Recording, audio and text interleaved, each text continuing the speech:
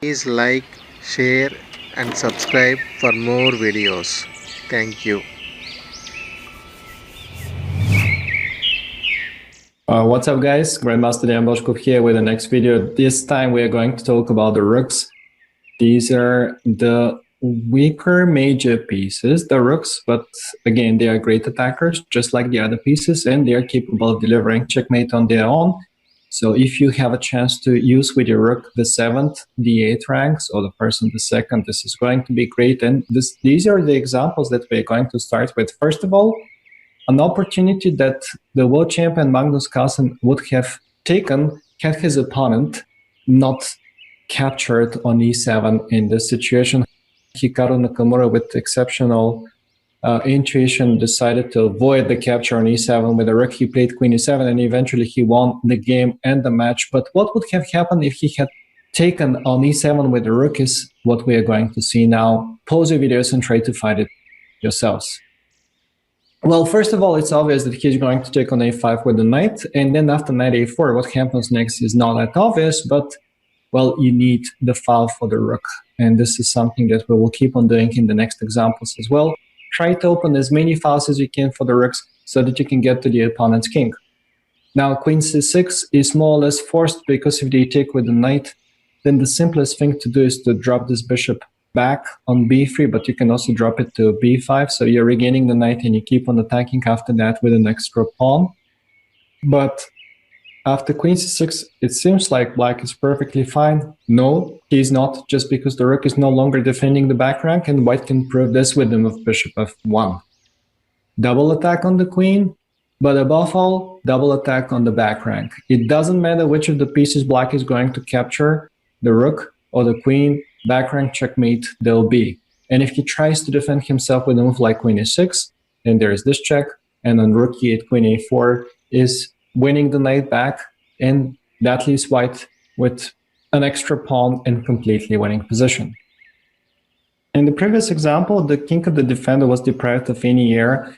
Sometimes this heir is taken away from our own pieces, like it is in this example. With the move knight f5 check, black is forced to go with the king back on g8. And the knight on f5 is actively participating into the attack by hitting the square on g7. All we need to do is to bring the other rook, to bring on the reserves when mate will become inevitable. It doesn't really matter if black is going to open some heir for the king. Rook f8 is going to win at least the piece and the game no matter what they do. The main point being that king f8 is always a problem, as the knight has taken away not only the g7, but the e7 square as well. So if you see that the opponent has a weak back rank, the only thing that you need to do is to break open the files and then outnumber the defenders. This is what we are going to do here with the white pieces. Pause your videos and try to find it. First move is pretty obvious, taking on f5 with the bishop.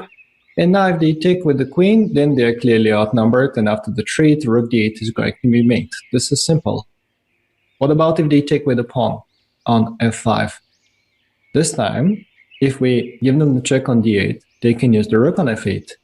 Yes, this is true, but then we are identifying that this queen is the key defender, and it might get overworked actually after the move queen to e3.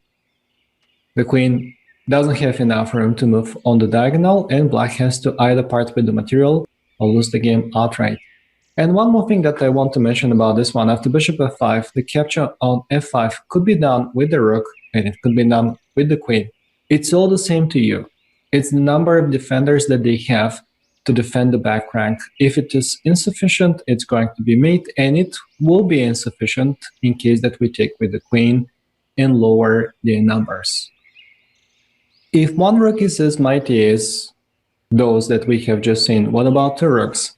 This is another case of a great missed opportunity, this time by Wesley So against the world champion Magnus Carlsen. Here, white to move, miss something really beautiful. Pause your videos and try to find it yourselves. The win is very much study-like. So the first move is rook 5 to e3. The point is pretty obvious. He's defending the pawn on b3, and after that he wants to go for the pawn on e2. This looks a little bit silly because of the move bishop e4. Now bishop b1 is an unstoppable threat. And in most of the cases, people are afraid to allow this because then the pawn is almost a queen. Now that the bishop has been removed from the defense of his king, the rooks start to party. First of all, they give a check. The only chance for black to create some counterplay is to go with the king up on d5, but then there comes rook a6. And believe it or not, black is already almost in Zugzwang. Sure, he can take that pawn on d4, which was his point. He's even threatening to go king c3, take on b3, or go king b2 and promote that pawn. But the move rook c2 is leaving the king precariously placed into the center. The threat is mate. If rook e7, mate will happen. Doesn't matter that the king is in the middle of the board, it still doesn't have heir. And if he goes with the king on d3, it's similar. Rook d6 check followed by rook d1. There is no escape from rook d6 to d2. The king is scalping in all these lines. And finally, after king d5, instead of anything else, if he goes king d5, then simple move, rook c7, you are to move. The pawn is defended, and black doesn't have moves. He doesn't want to move the bishop, as the pawn on e2 is going to drop. He doesn't want to move the king, as there is rook d6 check. And finally, if he moves away the rook anywhere he likes, there is a check followed by rook d8, and this pawn is getting promoted. Another online top grandmaster level game was the one between Dubov and Dinkley Ren, very fresh game in which black has just taken on c5 and that brought the rook on c5. Here we see another form of cooperation of the rooks. We will be still attacking the back rank, yes, but we are also going to attack the 7th rank, and sometimes we are going to attack something else. Okay, white's threat, one of them, is very, very obvious. This is the move e4, making use of that pen against the knight and the bishop on the d file. So one of the rooks is already on an open file and the other one is on a half open line, and they're both doing a great job. If black, for instance, goes rook e4, besides the move e4, which is not bad at all, white can also consider taking on d5, and after the capture, taking one more time on d5, ultimately reaching the back rank, and from the back rank, mating the king. This time with the help of the queen, but it's still back rank checkmate. So here is how it will finish. King to g8 check.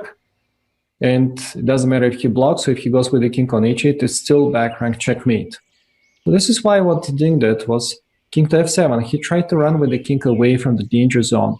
But then he got this devastating blow with h5, forcing more or less the black queen to capture on h5 or to step on the 5th rank, after which the pin on the 5th rank is going to win a knight for white. If queen f5, there will be rook e1 preparing the move e4, and if he goes queen g8, then still e4 would be played, this thread that we were talking about, and after knight b6, all the files will be taken by the white pieces, and black will be completely helpless. Finally, the move that was played in the game, queen takes h5, didn't help him neither, as white did the move e4 that we were talking about, and after rook c4 takes, the simplest win would have been to capture on d5 with completely won position. I guess that the examples that we have already seen have convinced you how important the open files are, and I want to show you my favorite example on this topic. Here we have Grandmaster Vaida playing with the white pieces against Grandmaster Kirill Georgiev, and Kirill was obviously hoping here that in this situation white will do the most obvious move knight f6 check, and after the capture he will block the checks, then he will have enough time to castle long and he's going to have excellent play. But what happened in the game was pretty amazing. White did the move bishop g5, and then after bishop g5 he did something unheard of, unthinkable, I would say. He did the move knight f6 now. After the capture, he got the same position that we have just seen, except that he is missing his own bishop on c2. So he basically made a magic trick and made his bishop disappear. What for? For the open file itself. With rook d1, he managed to keep the opponent's king stuck in the middle, and because of that, black is deprived of his two rooks. They are no longer working, and he's getting under tremendous attack. It doesn't really matter what he does now, he will be always lost. One move like queen c5 is losing immediately. Rook e6, f e6 and queen g7 is threatening the rook. If he moves it or if he defends it with queen f8, it's going to be queen d7 mate. Kirill found the best defense, which was queen to f5. But this didn't change the outcome of the game. After queen g7, rook f8 is forced. And now all white needs to do is to remove the queen from this diagonal, so it is no longer defending the bishop. When rook takes e6, followed by queen g7, queen e7, mate is going to happen. He did it in the game with the move h3, although rook d4 followed by h3 was also a great idea. The only thing that he needed to avoid was the move f4, because on f4 there'll be queen c5 check, and he will get time to play rook d8 and to escape after that with the king, as the rook on f8 is defended. So that's why white is carefully preparing all these things. He goes h3, on h5 he did rook d4, g4 is a threat, so this is forced, but now he can play the move f4. And rook e5 is unstoppable threat. Whenever the queen moves, there'll be rook takes e6 check, followed by queen e7 checkmate. Kirill tried c5 to defend, but then rook d1 and c4 was answered with rook e5 anyway, and black didn't have any other chance but to take on e5, and then he was completely lost.